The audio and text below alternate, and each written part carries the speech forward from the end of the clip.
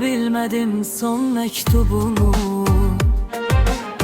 Gözyaşın yumuştu yazdıklarını. Neleri anlatmak istemişsen sen, kimlerin günahkar olduğunu mu? İndi kime lazım, kimdir günahkar? Bilsek ne olacak, ne değişecek?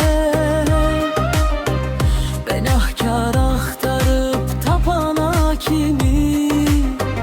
Kalan ömrümüzde ötüp geçecek. Biz ele bele de qalaq həyatda, olup geçenlere elvida deyək. Günahkar da elə ikimiz idik, nə lazım kiməsə günahkar deyək. Biz elə belə də qalaq həyatda, olup geçenlere elvida deyək. Günahkar da elə ikimiz idik, nə lazım kiməsə günahkar deyək. Yəqin olmayıbdır sevgi, məhəbbət. Nə mən Məcnun oldum, nə də sən Leyli.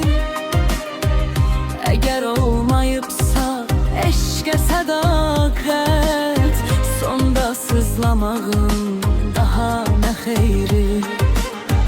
İndi kimə lazım, kimdir günahkar? Bilsək nə olacaq, nə değişecek? Günahkar axtarıb tapana kimi? Qalan ömrümüzdə ötüb keçəcək.